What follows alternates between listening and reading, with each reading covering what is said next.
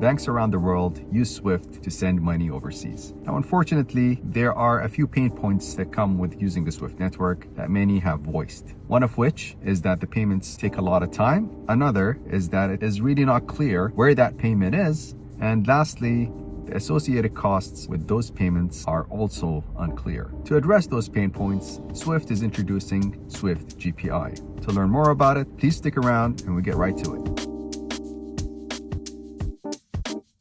Hey everyone, if you're new here, welcome to the channel. My name is Mahmoud and I've been doing this technology stuff for banks for the past 7 years. So what is SWIFT GPI? Let's talk about what we will cover today. First, we're going to talk about some of the pain points of what the traditional flow looks like in a SWIFT network. Then we're going to talk more about what SWIFT GPI actually is. And then we're going to talk about some case studies of entities that use SWIFT GPI to their benefit. And lastly, we're going to talk about the fact that there still remain a number of challenges that need to be addressed. First, let's try to cover the pain points. So as we spoke about at the outset of this video, there seems to be a number of issues when it comes to sending financial transactions over SWIFT, traditionally speaking. Some of them are listed here in this slide. So the first pain point is slowness. We're talking about businesses sending money here. So businesses have reported, around 30% of them have reported that their transactions tend to take a long time.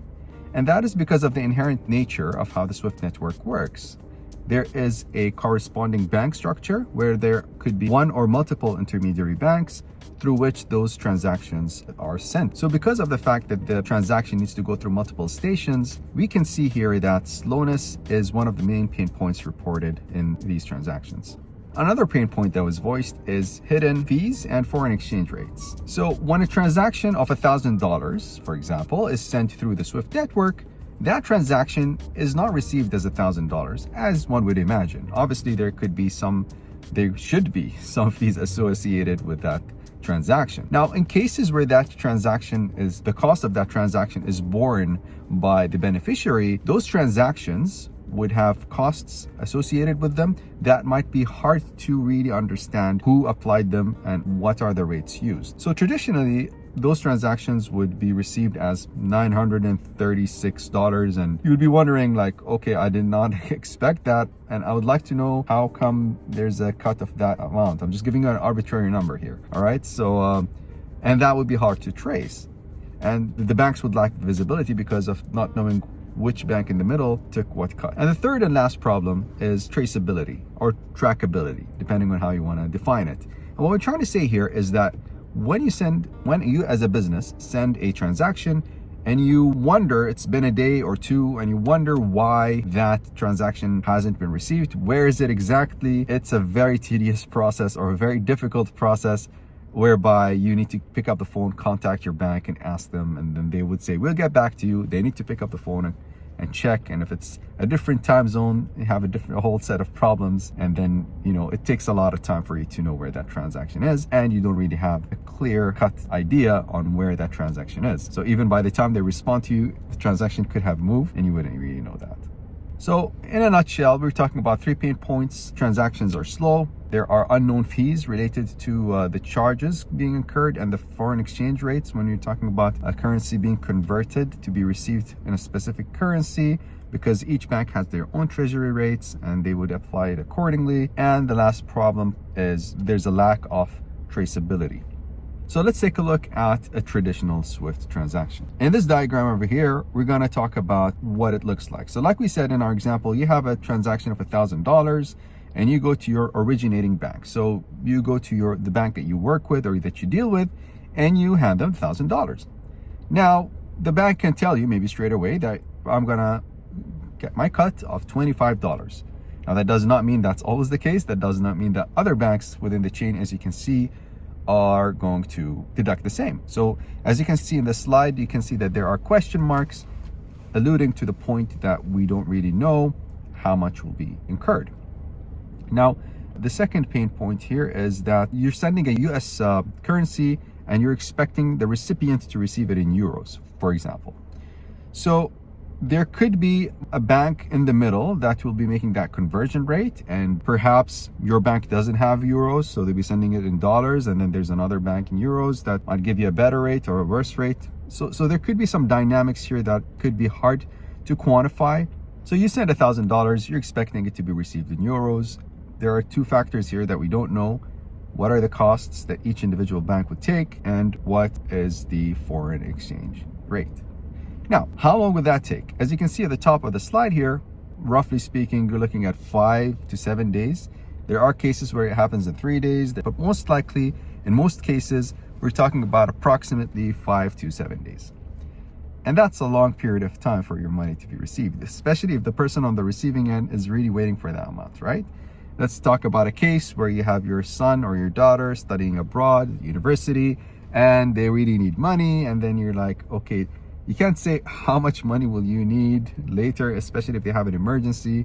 Then this kind of introduces a set of problems that was a bit difficult to account for. So as you can see in the middle, there are arrows, and I put different reference numbers. And that is the case in traditional SWIFT transactions. You're talking about a bank giving its own reference number, but the way SWIFT works in non-API setups, and by non-API, I mean that there's no API integration, you're talking about a case where there's a store and forward mechanism. So they would actually be receiving files, and then they will be generating their own files to continue that chain effectively. But it's not actually exactly the same file we're talking about. And their core banking systems would be generating those files. In most cases, those files would not be distinguishable from the transactions that they originated or the transactions that they are intermediating. So because of that, there tends to be a random or different, most likely, reference number generated at each one of those stations. Now, what that created is that your reference number is not in line with my guidelines or my structure of referencing. I'm not going to use it. So when the bank calls to ask where my payment is, that reference number is actually useless because I don't even deal with it. I need to go check what you sent me with that reference number. Then I need to work with my teams and see, okay, what was mapped to that number in order for me to give you the updates. That's basically why there's a problem of trackability, because each one would get their own reference number. Now let's talk about Swift GPI and what it does. So what is Swift GPI? Swift GPI is a technology that Swift introduced to circumvent those problems, right? The problems we spoke about: speed, lack of visibility on costs and foreign exchanges, and lastly, traceability. So it addresses these 3 points. Now you might be wondering how, and this is what we're going to talk about today. So Swift GPI is something that sits on top of Swift. You as a bank can choose to become a GPI member or not. Now, ideally, a bank would want to become a GPI member for a couple of reasons, at least that come to mind, maybe more. One of which is you want to differentiate yourself as a bank. You want to tell your customers, come bank with me because I have the ability now to offer you full visibility, knowing where your transactions are, and I'll be able to process them faster for you to the best of my ability. So it addresses the speed problem, it addresses the traceability problem, and it also addresses the visibility problem. So I can tell you exactly how much was incurred in the chain. So to address the first problem we spoke about, we're talking about arbitrary reference numbers. If you remember from the diagram before, Swift introduced something called a unique end-to-end reference number. And that is what you can see on the left-hand side here in this diagram. We're talking about a unique identifier that is consistent throughout the chain. And that is different than the reference number in a specific Swift message field. There is, within the header of each message, there's a section called the header. Within the header of each message, there is a unique end-to-end reference number that is consistent and must be maintained by each of those banks. Another responsibility is that for any bank that decides to become a GPI member is to adhere to a set of service level agreements. Because in order to address the speed problem, banks need to actually process payments faster, and it takes everybody's collaboration. Now, they know that not all the banks in the world have the ability to do that, but they know that certain banks who are large enough would have the ability to adhere to a certain level of SLA, whereby the transactions that are GPI transactions that are marked as GPI transactions will be processed on a priority basis, and in many cases were processed within the same day.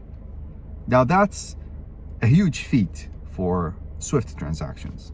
Of course, there are other technologies around the world that compete with it, but I'm talking solely about the area of Swift, what its capabilities are, the nature of its transactions, which relies on correspondent banking, and the fact that they're able to have that transaction flow in many cases within the same day, maybe even within the same business day, and as quick as maybe 30 minutes. And in order to address the traceability problem, Swift introduced a tracker that is required to be updated regularly by where the transaction is, what the status of that transaction is, and what are the charges applied at every station in the chain. Now, assuming that all the members in the chain are GPI members, you will have full visibility. In some cases where it's not the case, well, there could be some blind spots. So as we will talk about later towards the end of this presentation, there are still areas of improvement. But what is the benefit? So the benefit from all of this is now we know where the transaction is. Now we know how much was incurred in terms of cost and foreign exchanges and by which bank. Now we know that if I become a member, I have responsibilities, but I also know that those transactions will be processed quickly. So now I can go as a bank and approach corporations and say, I would like to offer you my services as long as you have your funds sitting with me. Some of my services include Swift GPI, whereby I'm able to actually process cross-border payments much faster than many of my competitors. And as more and more members become GPI, assuming everybody becomes a GPI, those that are non-GPI will have a disadvantage. So there's a first mover advantage at the beginning, then it kind of becomes widely accessible. And that actually creates a benefit for everyone within the ecosystem, because now we know that the transactions will likely happen faster because more and more members are mandated with the responsibilities of a GPI member. All right, so now similar to the example we took a look at earlier, let's take a look at this example. Let's say that you have $1,000 and you're looking to transfer those $1,000 to someone who would receive it in euros. How is the GPI flow different from the normal flow? Well, first of all, you can see at the bottom, we actually know how much each one of those bank accounts charged in terms of fees. And then we can see that there's a conversion rate that happened where $1 equals 0.9 euros. And then we know that additionally, the first one charged $25, the next one charged 10 euros, and the next one 10 euros, and the last one 5 euros. So this is just an example. But what happened here is that you had that visibility. You can see that the amount now makes sense. Now we know why the recipient received 852 euros and a half. Now that visibility is addressed because of the Swift GPI structure. And additionally, at any point, if the business or the sender would like to know where their payment is, by just consulting their bank would be able to know exactly where it is, because as you can see now, the difference is that the reference numbers actually are the same. Now, we're not talking about those reference numbers that are within the message. We're talking about the UETR, if you remember, the unique end-to-end reference number, which is in the header, which must be maintained and is consistent to know where that payment is. And I didn't include it in this diagram, but at each station, those banks in the middle and even the final recipient bank will be updating the tracker, saying the payment is with me now, I received it, now the payment is out and I've sent it to the other bank, and the other bank would immediately update the tracker saying, yes, I received this payment, I'm working on it, and I'm going to send it to the next one. Now, the beauty of this tracker being updated is that there are many cases where the reason the transaction gets slowed down is that there could be some missing documentation. So the first bank might send the transaction, but because it's an operational transaction, like there's an individual working on this and maybe they have missed including certain details, there would be an email correspondence regarding this payment, please make sure you send me this, that, or there could be a Swift message in return responding to them asking for these details. But in the case of a Swift GPI transactions, there's a specific code that says missing documentation. And by just updating the tracker, there's an automation capability whereby you would know that on these transactions, I need to provide certain documentation. So that's another advantage that we can see, because we're talking about a consistent chain. And last but not least, probably the most important aspect of it is we're talking about a transaction happening within 1 to 2 days. You know, I'm giving you an average here. So from 5 to 7 days to a difference of 1 to 2 days, we're talking about a transaction being sent today, received tomorrow. And that's, in the world of Swift, something that at the time was unprecedented. Now, this technology has been around for a few years. The adoption is increasing. and the utility of it still remains. Now let's take a look at a few case studies. Swift is great. Let's see what are those case studies. So let's take a look at the first case study. For corporates, this enhanced experience helps manage cash flows more efficiently and ensures quicker resolution of payment issues, such as delays or unexpected fees. So Citi was an early adopter of Swift GPI. Citi highlighted the benefits of same-day use of funds and end-to-end payment tracking, including fee transparency.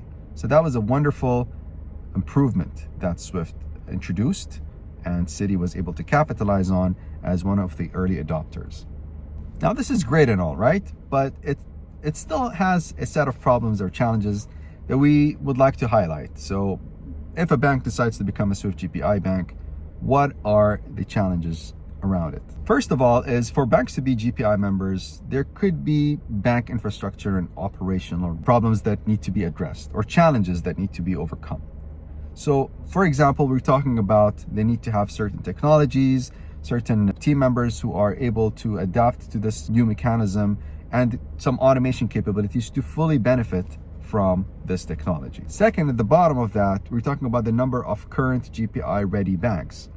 Now, as we said, this technology has been around for a number of years. There are more and more banks adopting it, but until we reach full adoption, this still is not the ideal solution because there are still tracker blind spots. So this ties into the one on the top right-hand side where we talk about tracker blind spots. Because not all banks are GPI members, the tracker that we spoke about might have some blind spots if one of the intermediary, usually it's the final beneficiary bank, is not a Swift GPI member.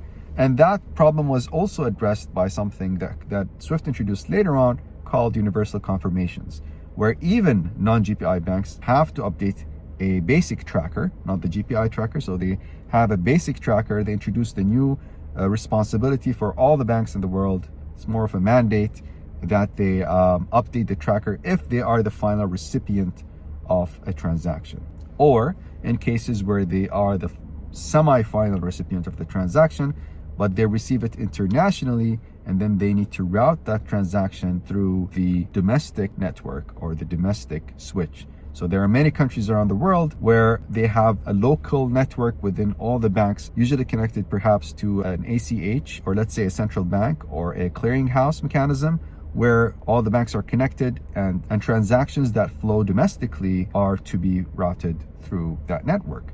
Now, Swift would not have visibility on that, and in the eyes of Swift, the bank that received that transaction before sending it domestically is accountable for reporting or updating the tracker. So one of the difficult to change challenges is it still is correspondent banking. And because of that, a high level of cooperation between banks is required. And one of which is that they all need to be Swift GPI members for this to be ideal, that they all need to adhere to the SLAs, that they all need to make sure that they update the tracker and have the technology and operational capabilities to do that on a timely basis.